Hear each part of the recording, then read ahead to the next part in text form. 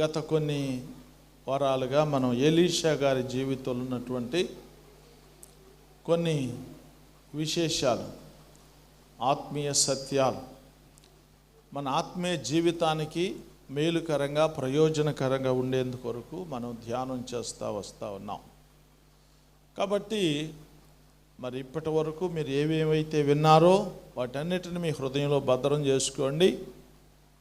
ఈరోజు కూడా మరొక చిన్న విషయాన్ని క్లుప్తంగా మనము ధ్యానం చేసుకోవటానికి పరిశుద్ధాత్మ సహాయాన్ని కోరుకుని ముందుకు సాగుదాం. రాజుల 2వ గ్రంథం 5వ అధ్యాయం 26వ వచనంలో ఉన్నటువంటి సందర్భం మనందరికీ తెలిసింది. సిరియా దేశం నుంచి నయమాను వచ్చాడు. యోర్దాను నదిలో 7 మార్లు మునిగిపోయాడు. పైకి లేచి చూసుకుంటే వాని యొక్క దేహం పసిబిడ్డ వంటి దేహం అయిపోయింది. చాలా సంతోషపడ్డాడు. కృతజ్ఞత కలిగినటువంటి స్వభావం తనలోనికి వచ్చేసింది. వెంటనే అతడు తన భార్య దగ్గరకో తన దేశానికో తన రాజు దగ్గరకో వెళ్ళలేదు, కానీ స్వస్థచిత్తుడైనటువంటి నయమాను దేవుని సేవకుడి దగ్గరకు వచ్చాడు. ఎలీషా దగ్గరకు వచ్చాడు. ఎలీషా దగ్గరకు వచ్చి ఆయన కృతజ్ఞత బుద్ధిని తెలియపరిచాడు. ఏమన్నాడు? నాయనా, నాకు ఇలాగూ కలగటం చాలా సంతోషం, ఆనందంగా ఉంది. దేవుని వాక్యం ఒకసారి చూడండి పరిశుద్ధ గ్రంథంలో. అప్పుడు అతడు పనివారముతో కూడా దైవజనుని యొద్దకు తిరిగి వచ్చి అతని ముందర నిలిచి, చిత్తగించుము, ఇశ్రాయేలులో ఉన్న దేవుడు తప్ప లోకమందంతటి యందు మరి ఒక దేవుడు లేడు అని నేను ఎరుగుదును. ఇప్పుడు నీవు నీ దాసుడైన నా యొద్ద బహుమానము తీసుకొనవలసినదని అతనితో చెప్పెను. దేవునికి స్తోత్రం. ఏమన్నాడండి? దేవుని వాక్యంలో అతడు ఇచ్చినటువంటి గొప్ప సాక్ష్యం ఏంటో చూసావా? ఇశ్రాయేలీయులలో ఉన్నటువంటి దేవుడు తప్ప లోకమందంతటి యందు మరి ఒక దేవుడు లేడు. అందరూ ఒకసారి గట్టిగా స్తోత్రం చెప్పండి. మరి ఒక దేవుడు లేడు. ఇశ్రాయేలీయులలో ఉన్నటువంటి దేవుడు తప్ప, ఇశ్రాయేలీయుల దేవుడు తప్ప ఇంకొక దేవుడు లోకంలో లేడు. ఎంత గొప్ప సాక్ష్యం ఇచ్చాడు కదా. తర్వాత దేవుని మహిమపరిచి దైవజనుడితో అంటున్నాడయ్యా, నా దగ్గర నుంచి నీవు కొంత కృతజ్ఞత అర్పణ తీసుకోవాలి, నా దగ్గర నుంచి కొంత బహుమానం నీవు తీసుకోవాలి అని తన కృతజ్ఞత బుద్ధిని దేవునికి సేవకునికి కూడా కనపరిచాడు. సరే, ఎలీషా గారు అక్కర్లేదులే వెళ్ళిపో అని చెప్పాడు. అలా అనటంలో కూడా ఒక ఉద్దేశం ఉంది. ఎందుకోసం ఈ మాట అని ఉంటాడు ఎలీషా గారు అంటే, ఒకవేళ ఈ మాట అనటానికి ఆయనకు ఉన్నటువంటి ఒక కారణం ఏంటంటే, నయమాను అప్పుడే దేవుడైనటువంటి యెహోవాను తెలుసుకున్నాడు. దేవుని ద్వారా ఒక అద్భుతమైన స్వస్థత తనకు కలిగింది. తనకు ఎలాంటి అభిప్రాయం వస్తుందంటే, దేవుడు గొప్పవాడండి, దేవుడు స్వస్థపరిచిన మాట నిజం, స్వస్థపరిచాడు గనుక కృతజ్ఞతతో నేను కానుకను ఇచ్చేసాను. అంటే దేవుడు నాకు స్వస్థత ఇచ్చాడు, నేను దేవునికి కానుకిచ్చాను. దేవుడు నాకు స్వస్థత ఇచ్చాడు, నేను దేవునికి కానుకిచ్చాను. చెల్లు అయిపోయింది. ఇంకా మా దేశానికి నేను వెళ్ళిపోవచ్చు, మా సిద్ధాంతంలోకి వెళ్ళిపోవచ్చు, మా రాజ్యానికి వెళ్ళిపోవచ్చు, మాకున్నటువంటి ఆచార సాంప్రదాయాల్లోకి వెళ్ళిపోవచ్చు. ఎందుకోసమంటే నేను ఆయనకు పేమెంట్ చేసేసాను. ఇలాంటి స్వభావము తనలోనికి రాకూడదు, ఇలాంటి ఆలోచన తనకు రాకూడదని, వద్దొద్దు నాయనా, నీ దగ్గర నుంచి వెండినో బంగారాన్నో డబ్బునో ఆశించి దేవుడి కార్యము చేయలేదు.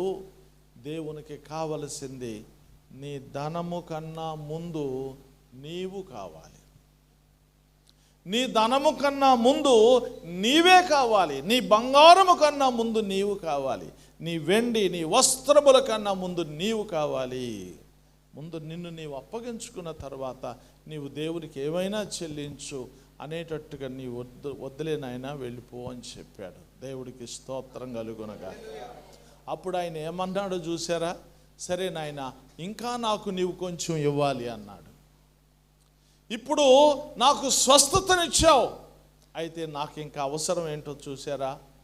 నేను నా దేశానికి వెళ్ళిన తర్వాత నా యజమానుని కొరకు నేను రిమ్మోను దేవత గుడిలోనికి వెళ్ళాలి.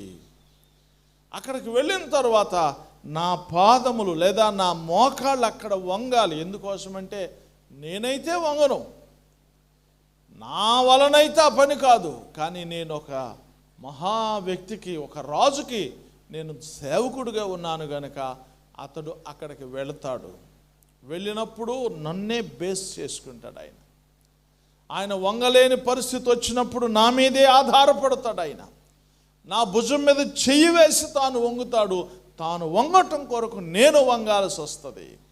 కనుక నా మోకాళ్ళు ఆ భూమి మీద ఆ ప్రదేశంలో తాకటానికి వీలు లేదు. కనుక 2 కంచరగాడిదలు మోసే అంత మన్ను నాకు ఇవ్వు అన్నాడు. దేవుడికి స్తోత్రం.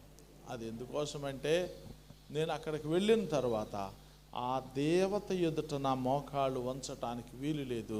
నా దేవుని ఎదుటే నేను మోకాళ్ళు వంచాలి. ఎంత గొప్ప సమర్పణ వచ్చిందండి ప్రియులారా! ఎంత గొప్ప సమర్పణతో తాను స్వస్థతను పొందాడు. దేశం దగ్గర నుంచి కొంత మట్టిని తీసుకుని వెళ్ళాడు. మరలా తిరిగి ఆయన వెళుతూ ఉండగా నయమాను వెనక మళ్ళీ గెహాజీ వెళ్ళటం మనకు తెలుసు. ఆయన మళ్ళా తిరిగి ఆ ఒత్తు తెచ్చుకున్నాడు. దానితో కూడా ఇంకేం తెచ్చుకున్నాడు? ఆయన విడిచిపెట్టేసినటువంటి కుష్టము కూడా తెచ్చేసుకున్నాడు. అయితే ఇక్కడ విషయం ఏంటి అంటే దేవుడు వారిని ప్రశ్నిస్తున్నాడు. క్షమించండి, ఎలీషా వారిని ప్రశ్నిస్తున్నాడు. ఏమని ప్రశ్నిస్తున్నాడు? ఆ మనుష్యుడు తన రథము దిగి నిన్ను ఎదుర్కొనుటకు తిరిగి వచ్చినప్పుడు నా మనసు నీతో కూడా రాలేదా అని గద్దించి, ద్రవ్యము, వస్త్రములను, ఒలీవ చెట్ల తోటలను, ద్రాక్ష తోటలను, గొర్రెలను, ఎడ్లను, దాసీలను సంపాదించుకొనుటకు ఇది సమయమా? ఇది సమయమా? సంపాదించుకొనుటకు ఇది సమయమా? ఎలీషా గారు ఆయనకు వేసిన ప్రశ్న ఏంటంటే, ఆయన అడిగిన విషయం ఏంటంటే, వీటన్నిటినీ సంపాదించుకోవటానికి ఇదేనా సమయం? దేవుని వాక్యం ఏం చెప్తుంది? మీరు కాలము నెరిగి నిద్ర మేలుకొను వేళైనదని తెలుసుకొని అలాగున చెయ్యండి. మనము రక్షణ పొందినప్పటికంటే రక్షణ ఇప్పుడు మనకు మరీ సమీపముగా ఉన్నది. కాగా రాత్రి చాలా గడిచిపోయి పగలు సమీపంగా ఉంది కనుక ఏం చేయమన్నాడండి? తేజో సంబంధమైన యుద్ధోపకరణాలు ధరించుకోండి. అంధకార సంబంధమైనటువంటి క్రియలను విడిచిపెట్టండి. తేజస్ సంబంధమైన యుద్ధోపకరణాలు ధరించుకోండి. ఎప్పుడు? మీరు కాలము నెరిగి, మీరు సమయము నెరిగి. అంటే సమయమును బట్టి మనము మన ప్రవర్తనను మార్చుకుంటూ ఉండాలి. కాలమును బట్టి, మన పరిస్థితులను బట్టి మన విధి విధానాలను మార్చుకుంటూ ఉండాలి. అజ్ఞాన కాలములో మనం ఏదో రకంగా ఉన్నాం. అప్పుడు కూడా దేవుడు ఎలా ఉన్నాడు చెప్పండి? చూసి చూడనట్టుగానే ఉన్నాడు. మరి ఇప్పుడు అంతటా అందరూ మారు మనసు పొందాలి అన్నాడు. అది ఒక స్టెప్. మారు మనసు పొందాలి అని ఆజ్ఞాపిస్తున్నాడు, అది ఒక స్టెప్. రెండో మాట ఏంటో చూసారా?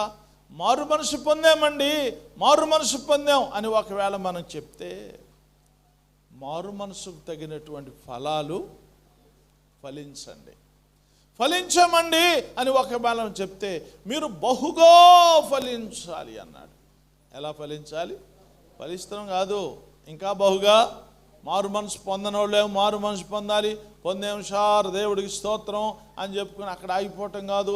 మారు మనసుకు తగిన ఫలము ఫలించాలి.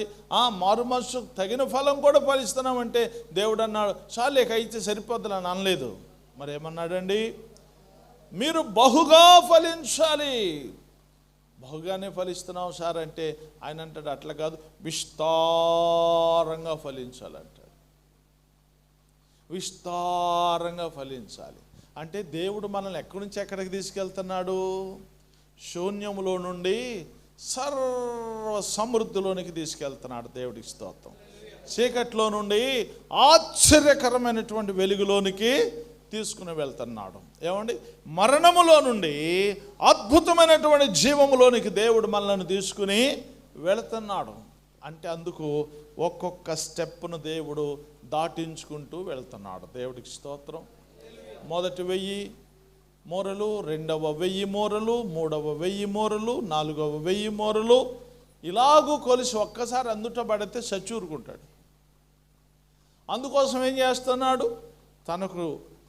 తనకు ఒక స్టాండ్ దొరికే వరకు, తనకు ఒక ఈత నేర్చుకునే వరకు ఆ నీళ్ళల్లో దేవుడు నడిపిస్తూ నడిపిస్తూ నడిపిస్తూ నేర్పిస్తూ నడిపిస్తూ నేర్పిస్తూ నడిపిస్తూ నేర్పిస్తూ ఇతడు ఈదగలడు అనుకున్న తర్వాత మనకు అందనంత లోతులోనికి దేవుడు తీసుకెళ్తాడు. ఏమంటే ఈత వచ్చే వరకు ఎక్కడుంచుతారు? ఎవరినైనా కాలు నేలకు అందే స్థలంలో ఉంచుతారు. మనమైనంతగా ఈత నేర్చుకునేటప్పుడు ఎక్కడ ఉంటాం? ఒక్కసారి అందనంత లోతులోకి వెళ్తే అటు వెళ్ళిపోతాం. అందుకోసం అందే అంత లోతులోనే ముందు మనము ఈదటం నేర్చుకుంటాం.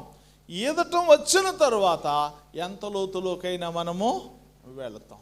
దేవుడు కూడా అంతే. ఇదే ఇంతవరకు చాలు అని దేవుడు ఎక్కడా చెప్పలేదు. నీవు ఇక్కడ వరకు రాగలిగితే ఇంకొక 1000 మూరలు నీ కోసం దేవుడు కొలిసి సిద్ధంగా ఉంచాడు. ఇక్కడ వరకు రమ్మంటాడు. అక్కడ వరకు వచ్చాను సార్ అంటే సార్లు సరిపెట్టుకో అండు. మరి ఏం చేయమంటాడు? అక్కడి నుంచి ఇంకొక 1000 మూరలు కొలుస్తాడు. అలాగూ కొలుస్తూ మనలను నడిపిస్తూ అద్భుతమైనటువంటి సర్వసత్యంలోనికి దేవుడు మనల్ని ప్రవేశపెడతాడు. అది మనము గమనించాలి. దేనికి సమయం ఇది? ఏమంటే దేనికి సమయం ఇది? దేవుని వాక్యులు ఎలీషా గారు ఆయన గద్దిస్తున్నాడు. ఏమయ్యా, సంపాదించుకోవటానికి ఇది సమయమా? మరి ఏ సమయం ఇది? ఏ సమయం అండి? నిద్ర మానుకుని మేలుకునేటటువంటి సమయం. మత్తును విడిచిపెట్టి చురుకుగా దేవుని కొరకు సాగేటటువంటి సమయం. నిర్లక్ష్యాన్ని విడిచిపెట్టి లక్ష్యతతో ఒక లక్ష్యము దగ్గరకు వెళ్ళేటటువంటి సమయం. గురి చూడని వాని వలె పరిగెత్తటానికి కాదు, గురి వద్దకే పరిగెత్తటానికి, బహుమానము కొరకు పరిగెత్తేటటువంటి వానిగా పరిగెత్తటానికి దేవుడు మనల్ని ఆయుధపరుస్తున్నాడు. దేవునికి స్తోత్రం కలుగునగా. గట్టిగా చెప్దాం ఒకసారి హల్లెలూయా. కాబట్టి మారు మనసు పొందేసామండి, నీళ్ళలో కూడా మునిగేసామండి, అంతవరకు సరిపెట్టుకుందామండి అని అనుకుంటే నీకెక్కడా సరైనటువంటి అవగాహన లేదు అని అర్థం.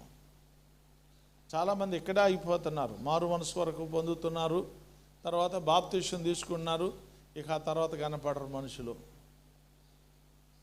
ఒక ఆయన నా ప్రాణం తీశాడు, బాప్తిసం అయ్యిందండి, బాప్తిసం అయ్యింది, రా బాబు గుళ్ళోకి రానా, వస్తానండి ఇవ్వండి, వస్తానివ్వండి అన్నాడు. సరే ఇస్తాలేరా బాబు అని అక్కడికి 2-3 నెలలు వెయిట్ చేశారా నాయన, వస్తాను, ఇవ్వండి వస్తానండి అన్నాడు. సరే మొత్తానికి 2-3 నెలలు ఆగిన తర్వాత ఆ అబ్బాయికి బాప్తిసం ఇచ్చాడు. ఆ ఒక్కరోజు గుళ్ళోకి వచ్చాడు, బాప్తిసం తీసుకున్నాడు, మళ్ళీ గుళ్ళో అడుగు పెట్టలా. సరే కొన్ని వారాలు చూసిన తర్వాత ఏంటన్నా ఇచ్చేదాకేనో నా ప్రాణం తీసావు మరి ఇచ్చిన తర్వాత మళ్ళీ రావట్లేదు ఏంటి నువ్వు చర్చిలోకి అని నేను అడిగితే లేదు వస్తానండి అన్నాడు. తర్వాత వేరే వాళ్ళు చెప్పిన మాట ఏంటంటే ఆ అబ్బాయికి ఏదో కష్టకాలం వచ్చినప్పుడంట మొక్కుకున్నాడంట. ఏమని? బాప్తీసం తీసుకుంటానయ్యా అనుకున్నాడంట. అంతే. కాబట్టి దేవుడు ఆ కష్టం తీసేసాడు, ఈయన బాప్తీసం తీసేసుకున్నాడు. అయిపోయింది, చెల్లిపోయింది. అప్పుడు నాకు అనిపించింది నేనే పెద్ద పొరపాటు చేశానా ఏంటని.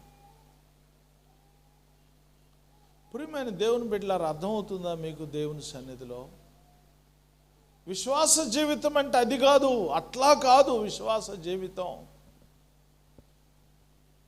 అజ్ఞాన కాలం ముందు దేవుడు చూచి చూడనట్టుగా ఉన్న దేవుడు మనకు వివేకం అనుగ్రహించి, దేవుడు మనకు ఆత్మనిచ్చి ఒక్కొక్క విషయాన్ని బయలుపరుస్తున్నప్పుడు ప్రతి విషయానికి తల వంచి దేవుని చిత్తానికి లోబడి ముందుకు సాగిపోవాలి. కానీ ఈ వ్యక్తి ఎక్కడికి వెళ్ళిపోయి చూసాడా? సాగటం మానేసి, ఆగటం మానేసేసి మళ్ళా వెనకకు తిరిగాడు ఈ మహానుభావుడు. సాగటం ఆగటం అని ఆగిపోయినాయి. అక్కడి నుంచి ఎక్కడికి వచ్చాడు? వెనకకు తిరిగి వచ్చాడు. ఇప్పుడు ఎలీషా అంటున్నాడు, ఏమయ్యా ఇది సమయమా? దీనిని సంపాదించుకోవటానికి, వీటిని సంపాదించుకోవటానికి, వీటి కొరకు ప్రయాసపడటానికి ఇది సమయమా? మరి దేనికి సమయం అండి? దేవుని వాక్యంలో నేను కొన్ని మాటలు చెప్తాను, మీరు జాగ్రత్తగా గమనించండి. పరిశుద్ధ గ్రంథంలో నుండి సమూయేలు మొదటి గ్రంథము, సమూయేలు మొదటి గ్రంథం 9వ అధ్యాయం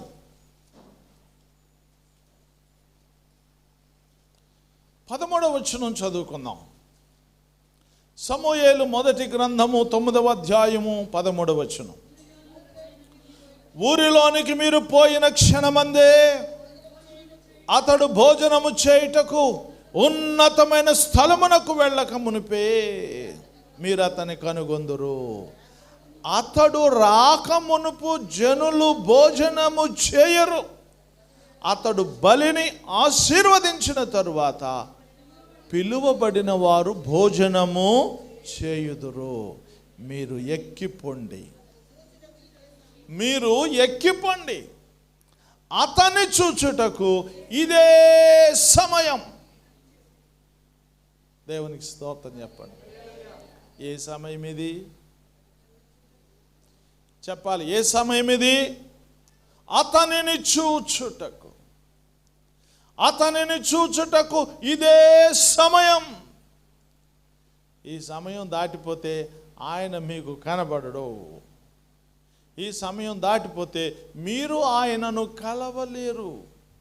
మీరు ఆయనను కలవాలి అన్నా, ఆయనను మీరు కలుసుకోవాలన్నా, తెలుసుకోవాలన్నా, ఆయనతో మాట్లాడాలన్నా, ఆయనతో కొంత సమయం గడపాలన్నా ఇదే సమయం. ఈ సమయం దాటిపోతే అవకాశం కూడా మీకు దొరకదు. కనుక ఆయనను కలుసుకోవటానికి ఇదే సమయం. ఏ సమయం ఇది చెప్పండి? మనుషులు దేవునిని కలుసుకునే సమయం, మనుషులు యేసు ప్రభువారిని కలుసుకునే సమయం, మనుషులు ప్రభువుని సంధించేటటువంటి సమయం. దేవునికి మహిమ చెల్లిద్దాం. ఒకసారి గట్టిగా చెప్పండి, హల్లెలూయా. ఆ తరువాత కలుసుకుందామని నువ్వు ప్రయత్నం చేసినా నీవు కలుసుకోలేవు. కలుసుకోవటానికి నువ్వు ప్రయత్నం చేసినా నీ వలన కానీ. మీకు తెలుసా, నరకంలో లేదా పాతాళంలో ఉన్నటువంటి ధనవంతుడు ప్రార్థన చేస్తున్నాడు. ఎవరికి చేస్తున్నాడు ప్రార్థన? చెప్పండి ఒకసారి, గట్టిగా చెప్పాలి. ఏమన్నాడు? తండ్రివైనా అబ్రహాంకి ఎవరన్నా ప్రార్థన చేశారా? అబ్రహాముకు మీకు తెలిసిన తరువాత అబ్రహాముకు ప్రార్థన చేసిన సందర్భం ఎప్పుడైనా ఎక్కడైనా బైబిల్ గ్రంథంలో మీరు చూసారా? మోకరించి తండ్రివైన అబ్రహామా అని ప్రార్థన చేసినటువంటి ప్రార్థనా పరులు ఎవరైనా ఉన్నారా? గట్టిగా చెప్పాలి. చదువుతున్నారా మీరు బైబిలు? మరి లేరంటారే.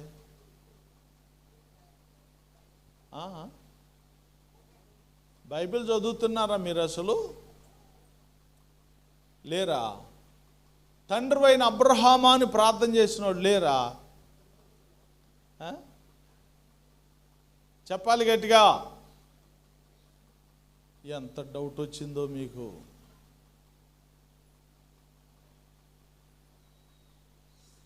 ఎంత డౌట్ వచ్చిందమ్మా అంటే బైబిల్ మీద మీకు ఎంత గ్రిప్పు, ఎంత పట్టుందో అర్థమైపోయింది.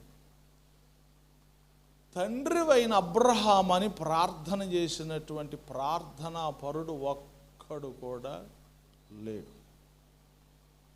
ఎందుకనంటే ఆయనకి ప్రార్థన చేయటం ఏంటి? అసలు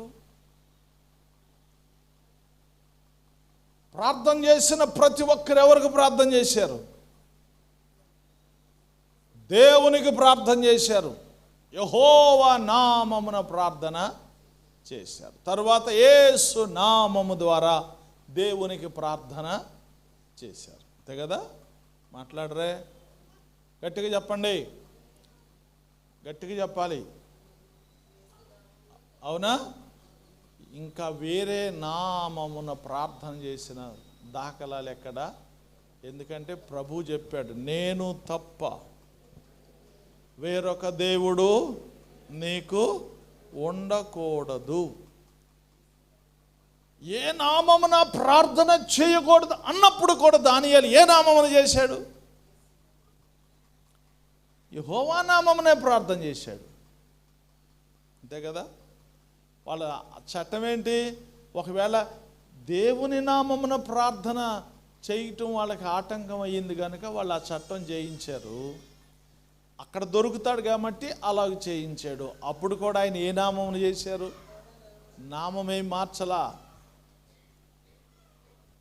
అదే నామములో ప్రార్థన చేశాడు.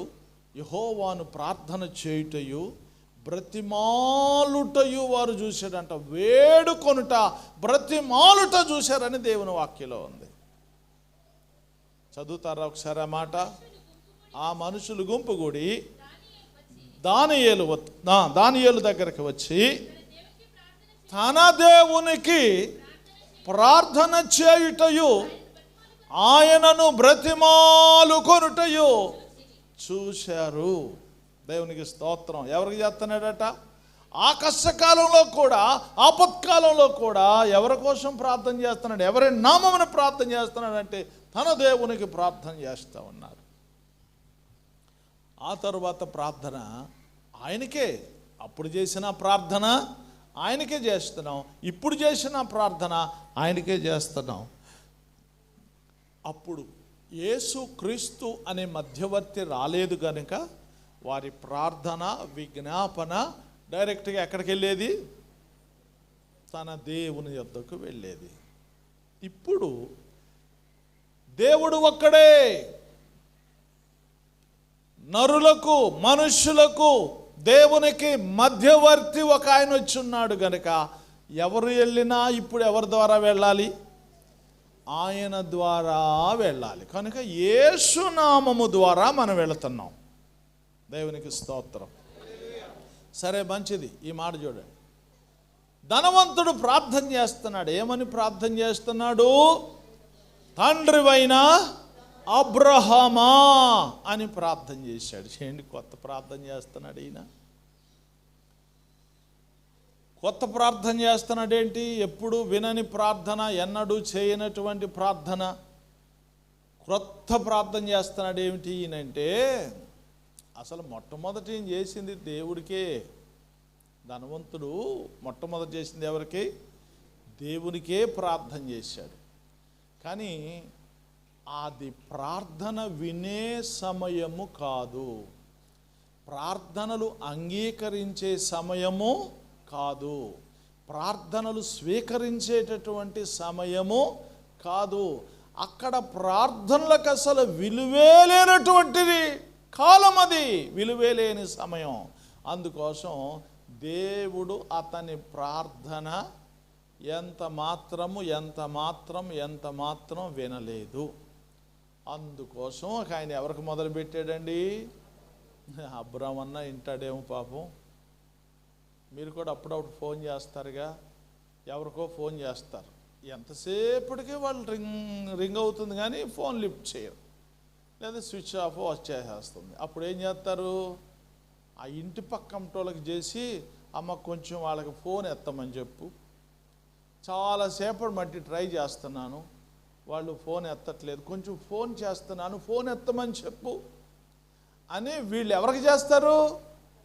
ఇంటి పక్కంటోళ్ళు చేస్తారు. అప్పుడు ఇంటి పక్కంటోళ్ళు వచ్చి, ఏంటమ్మా మీ నాన్నగారు పొద్దు నుంచి చేస్తున్నాడంట ఫోన్, మీ ఫోన్ స్విచ్ ఆఫ్ ఉందంట కదా, లేకపోతే మీరు ఎత్తట్లేదంట కదా, ఒకసారి ఫోన్ చూడండి అని చెప్తే అప్పుడు వీళ్ళు మళ్ళీ దాన్ని సరి చేసుకొని వెంటనే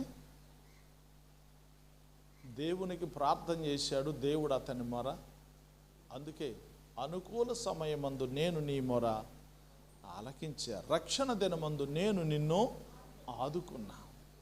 అనుకూల సమయం అంటే అనుకూలము కాని సమయం ఒకటి ఉంది. యెహోవా మీకు దొరుకు కాలం అంటే యెహోవా మీకు దొరకని కాలం కూడా ఒకటి ఉంది. అందుకోసమే వాళ్ళు అంటున్నారు ఇదే సమయం. దేవునికి మీరు మనవి చేయటానికైనా, దేవునిని కలుసుకోవటానికైనా ఇదే సమయం. మీరు ఎంత త్వరగా వెళితే అంత త్వరగా ఆయనని మీరు కలుసుకోవచ్చు. ధనవంతుడు ప్రార్థించి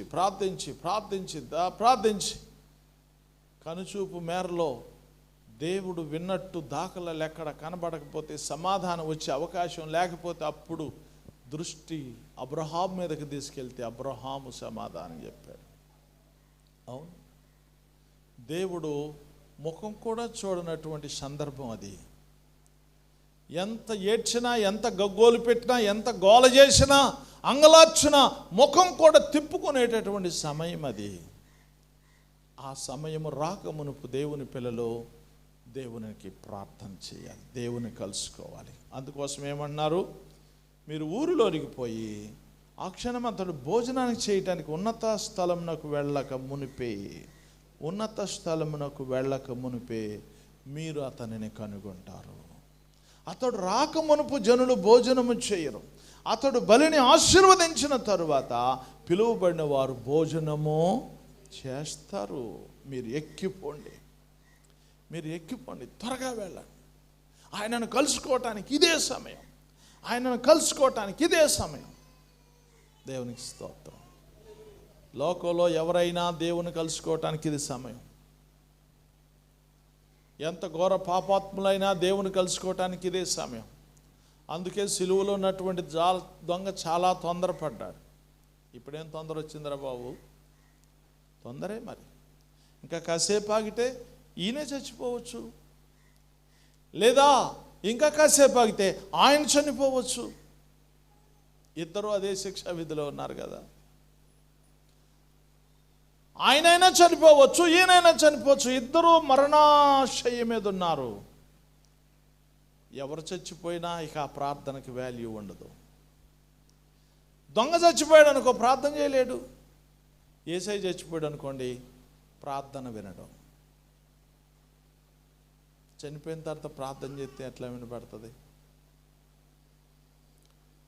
దొంగ చచ్చిపోతే ప్రార్థన ఎలా చేస్తాడు? ఈ రెండు జరగక మునిపే ప్రార్థన చేయాలి. అందుకోసమే ఎంతమంది ఎన్ని రకాలుగా దూషించేవారు, ద్వేషించేవాళ్ళు, విమర్శించేవాళ్ళు, వేలెత్తి చూపించేవాళ్ళు, ఇంకా రకరకాలుగా హింసించేటటువంటి వారు ఉన్న నోరు తెరిచి ఈ మాట పలికాడు, యేసు ఇది మాకైతే న్యాయమే. వీళ్ళందరూ న్యాయం న్యాయం న్యాయం న్యాయం అన్నారు, ఇది మాకు న్యాయమే. కానీ యేసు ఇది నీకు న్యాయం కాదు.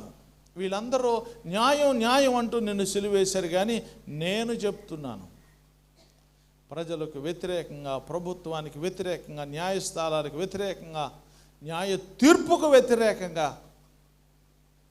వీళ్ళు చేసిందంతా తప్పు. నీవు నీతిమంతుడివి, నీకు ఈ శిక్ష తగినది వేసినోడు బుద్ధి లేనోడు అన్నట్టు. అంతే.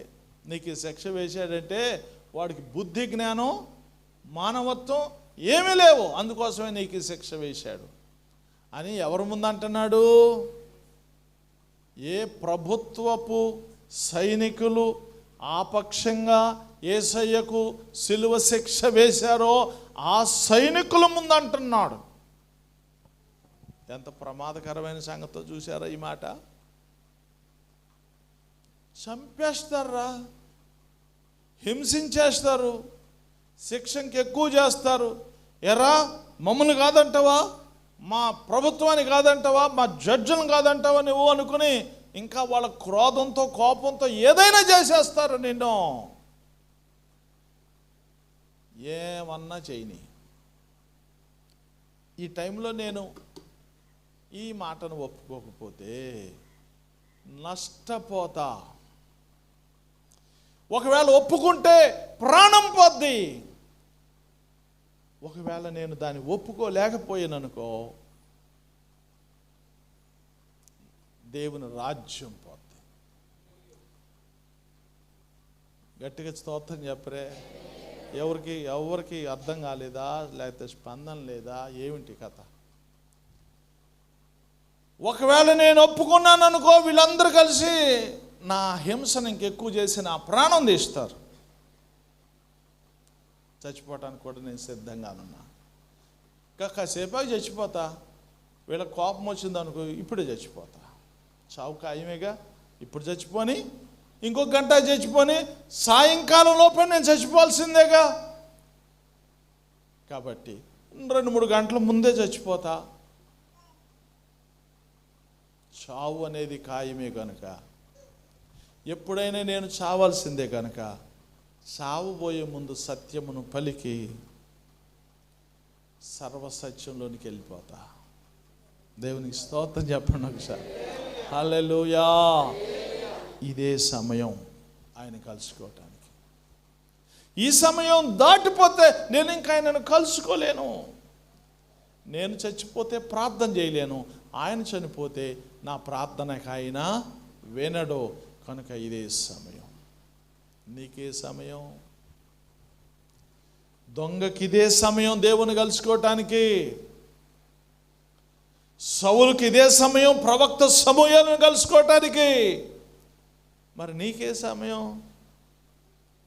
అబ్బే మనకు అట్లాంటివి ఏమి లేవండి.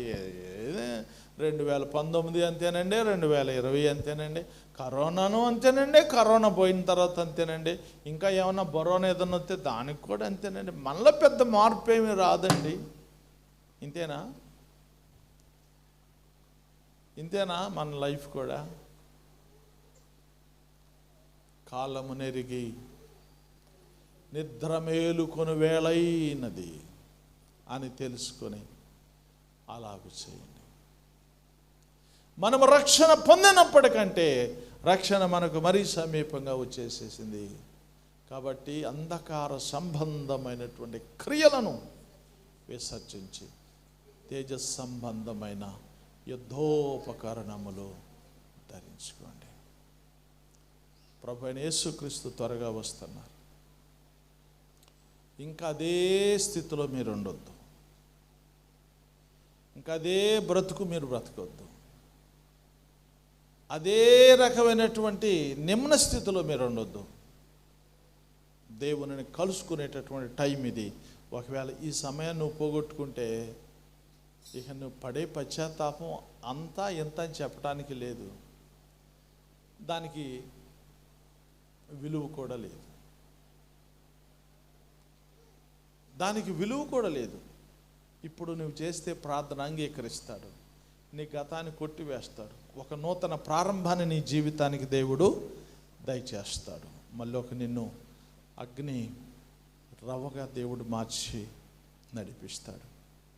ఆయనను కలుసుకోవటానికి ఇది సమయం. గెహాజీకి ఏం సమయం ఇది? ఇదే టైం అండి. ఈ టైం దాటిపోతే ఇక నయమాన్ దొరకడండి మనకి. ఈ టైం దాటిపోతే నయమాన్ దొరకడు మనకి. ఇక తర్వాత నయమాను ఆ దేశం వెళ్ళిపోయిన తర్వాత మనం వెళ్తే అంగీకరిస్తాడేంటి? లెక్క చేస్తాడేంటి? ఆయన వెళ్ళిపోయిన తర్వాత మనం వెళితే మనల్ని ఏమైనా పట్టించుకుంటాడేంటి? కాబట్టి ఎల్లక మునిపే,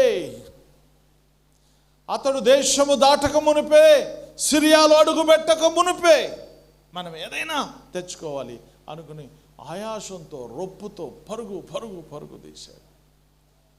సంపాదించుకున్నాడు. ఎందుకు ఉపయోగపడింది?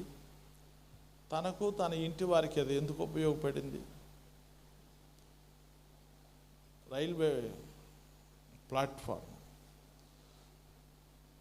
ఒక్కొక్క నివాసం చేస్తుందంట. అక్కడ వాటికి ఎక్కడ అనుకూలంగా ఉంటే అది ఆక్రమించేసుకుంటేగా అది దాని అడ్డ అయిపోద్ది. ఇక అక్కడికి ఎవరిని రాని. పెద్దగా జనసంచారము లేనటువంటి రైల్వే స్టేషన్ అది.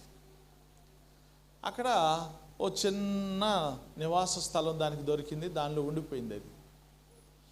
ఇంకా ఎవరిని రాని ఇట్లా బహుశా వచ్చిన వాళ్ళందరూ కూడా అది కొందరు అక్కడ అని అక్కడి నుంచి అంటే ప్లాట్ఫామ్ పరిమితం అవుతున్నారు, కానీ ఇటు రావట్లేదు. అంత ఆక్రమించేసింది అది. మనుషుల్ని ఎవరు రానియట్లేదు కదా. ఒకసారి రైలు వస్తుంది అటు నుంచి గొయ్యమని కోత పెట్టుకుంటే రైలు వస్తుందంట. రైలు వస్తుంటే రైలుని చూసుకోవడం బౌ బౌ అని మురుక్కుంటూ బయటకు వచ్చిందంట గుహలో నుంచి. దేని చూసి? ట్రైన్ చూసి బౌ బౌ అని అరుచుకుంటూ బయటకు వచ్చేసిందంట. రైలు ఆగిందిగా. రైలు ఆగితే కుక్క కూడా ఆగిపోద్ది తెలుసా మీకు? మనం గరవటానికి వచ్చిన కుక్క అయినా మనం పరిగెడితే పట్టుకొని కండ్ల చీల్చేస్తుంది. మనం ఆగిపోతే అది కూడా ఆలోచిస్తుంది కొద్దిసేపు. ఏంటి ఆగాడంటే మనం కొడతాడా ఏంటని కొద్దిసేపు ఆలోచిస్తుంది. రైలు ఆగింది, అది కూడా ఆగిపోయింది. రైలు పరిగెడుతుంది, మళ్ళీ దాని వెనక మళ్ళీ ఇది కూడా మొరుక్కుంటూ పరిగెడుతుందంట. అప్పుడు ఇద్దరు మనుషులు అనుకుంటున్నారంట, రే ఇది ఏమనుకుందరా రైలుని చూసి అరుతుంది. అరవటమే కాదు, దాని వెనకమాల పరుగు కూడా తీస్తుంది ఇది అంటున్నాడు. అరే ఇంకొక ఆయన అన్నాడు, పరుగు తీసి రైలుని పట్టుకుందామనేనా దీని ఆశ? పట్టుకుందామనేనా దీని కోరిక? పట్టుకోగలననేనా దీని నమ్మకం అని ఇంకొక మాట అన్నాడంట. పోని పట్టుకుందే అనుకో, ఏం చేస్తుందరా రైలునిది? అర్థమైందా మీకు ఈ మాట? కుక్క రైలును పట్టుకుంది, ఏం చేస్తుంది? పట కొరికేస్తుందా? 4 ముక్కలు తినేస్తుందా? మరి ఏం చేస్తుంది చెప్పండి? రైలును పట్టుకోగలదా అసలు? ముందు పట్టుకోలేదు. ఒకవేళ దొరికింది అనుకో, ఏం చేస్తుంది? దాని ప్రయాస మరి వృధా కాదు. మాట్లాడట్లా. అర్థమైందా మీకు ఈ మాట? ఏమండి, దాని ప్రయాస వృధాగా. పట్టుకోలేదు, పరుగు తీస్తుంది, సాలి రొప్పు వచ్చేదాకా ఆగిపోద్ది. ఒకవేళ దొరికింది అనుకో రైలు, ఏం చేస్తుంది? ఏమీ చేయలేదు. దాని పట్టాన్ని ఏమైనా కొరుకుద్దా, లేకపోతే దాని చక్రాన్ని ఏమైనా కొరుకుద్దా, దానికి మళ్ళీ వెనక మళ్ళీ ఉన్నటువంటి పెట్టిన ఏమైనా కొరుకుద్ది? ఏం చేస్తుంది అది అసలు?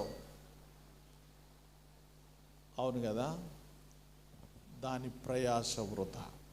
అందుకే ఈ లోకం కోసం మనుషులు పరుగు తీస్తున్నారు కదా, మించి.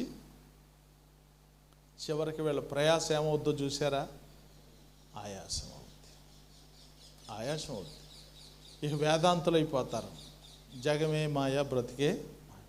సొలొమోను గారు చెప్పాడు కదా, వ్యర్థము వ్యర్థము వ్యర్థము వ్యర్థం. రాత్రి అయ్యగారు చెప్పారు, జఫనీ అయ్యగారు. దావీదు గారు ముందు చెప్పాడు, యెహోవా నా కాపరి, నాకు లేమి కలగదని. దేవుడు ఉంటే చాలయ్యా నాకు, ఆయన యందు నేను భయభక్తులు కలిగి బ్రతికితే చాలు, నాకు హ్యాపీ, నేను బ్రతుకుతాను అనుకున్నాడట. సొలొమోను గారు అన్నాడంట, మా నాన్నకి ఏం తెలుసు, పెచ్చమొహముడు, గొర్రెలు కాసేవాడు, ఎంతకంటే ఎక్కువ తెలియదానికి. అసలు త్రాగటంలో ఎంత లోతుందో మనం తెలుసుకోవాలనుకుని బాగా తాగేశాడట. అలాగే పెళ్ళిళ్ళు చేసుకుని భార్యలతో ఉండటంలో ఎంత ఆనందం ఉందో చూడాలని 1000 మందిని చేసేసుకున్నాడట. ఇంకిట్లా ప్రతి దానిని సంపాదించుకోవటంలో ఎంత ఆనందం, తృప్తి ఉందో అనుకుని చెప్పి అంత చేసేసేసాడు. చేయాల్సిందంతా చేసి చివరికి ప్రసంగ గ్రంథం 12వ అధ్యాయం చెప్పాడు, ఇదంతా విన్న తర్వాత తేలిన ఫలితార్థం ఇదే అన్నాడు. ఏమన్నాడట? ఏం లేదయ్యా, మానవ కోటి అంతా దేవుని యందు భయభక్తులు కలిగి ఉండటమే. దావీదు గారు అంట, అరే ఆ మొక్క ముందే చెప్పాను కదా నేను అంటాడట. ఆ మొక్క నేను ముందే చెప్పాను కదా, నాకేదో తెలియనట్టు నీకేదో తెలిసినట్టు నీవు లోపలికి వెళ్ళి జ్ఞానివి కాస్త అజ్ఞానివి అనుకుని బయటకు వచ్చావు కదా అన్నాడంట దావీదు గారు చూసి.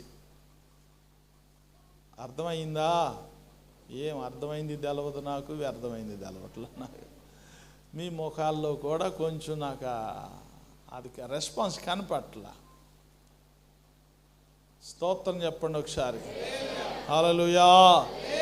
దావీదు గారు చూసి ఏమన్నాడు చెప్పండి? ఓ నాయనా సొలొమోను, ఇప్పుడు దాకానే ప్రపంచం అంతా నిన్ను జ్ఞాని జ్ఞాని జ్ఞాని అనుకుంటే నువ్వు ఆ లోపలికి వెళ్ళి వెనక్కి వచ్చి ఏమైపోయావు? అజ్ఞానం అనిపించుకున్నావు కదా బాబు. నేను ఈ మాట ముందే చెప్పానుగా, యెహోవా నాకు ఆధారమని, యెహోవా నా కాపరి, నాకు లేమి కలగదని నేను ముందే చెప్పాను. నువ్వే అనవసరంగా ప్రయాసపడ్డావు. నీకున్నటువంటి మంచి పేరు, ఖ్యాతి, ప్రఖ్యాతి అంతా పోగొట్టుకుని ఒక అజ్ఞానిలాగా. సొలొమోను అంత జ్ఞాని లేదట, ఆయనంత అజ్ఞాని లేదట. ఎంత ఆశ్చర్యకరమైన మాట కదా. కాబట్టి ప్రియమైన దేవుని బిడ్డలారా, దేవుని పాదాల దగ్గర ఏది సమయం నీకు? ఇప్పుడైనా ప్రభువును సరిగ్గా కలుసుకోవటానికి, ప్రభువుతో సహవాసం చేయటానికి, ప్రభువును సంధించటానికి సమయంగా భావించి దేవుని పాదాలు పట్టుకోండి. కడవరి దినాల్లో మనకు అదే అవసరం. లోకాన్ని నువ్వు పట్టుకోవచ్చు, కానీ దాంతో నీకేం కాదు. మించి దేన్నైనా సంపాదించవచ్చు, దాంతో నీకేం కాదు. కళ్ళతో చూడటం తప్ప దానివల్ల ప్రయోజనం ఏమీ లేదు. కనుక నీకు గొప్ప ఫలం, బహుమానం ఇచ్చేటటువంటి దేవుని కలుసుకోండి. దేవుని ద్వారా నిత్య జీవం సంపాదించుకోండి. దేవుడి మాటలు దీవించునుగాక. ప్రార్థన చేద్దాం. ప్రార్థన. అందరూ దయచేసి తలలోంచండి. దేవుని సందులో ప్రార్థన చేద్దాం. హల్లెలూయా, హల్లెలూయా, హల్లెలూయా, హల్లెలూయా, హల్లెలూయా. ప్రియులారా, ఒక నిమిషం ప్రార్థన చేసుకోండి. ఒక నిమిషం ప్రార్థన చేసుకోండి. అందరూ నోరు తెరవాలి. అందరూ చక్కగా నోరు తెచ్చి ప్రార్థన చేయండి. అందరు ఎవరు మట్టుకు వాళ్ళు ప్రార్థన విన్న వాక్యాన్ని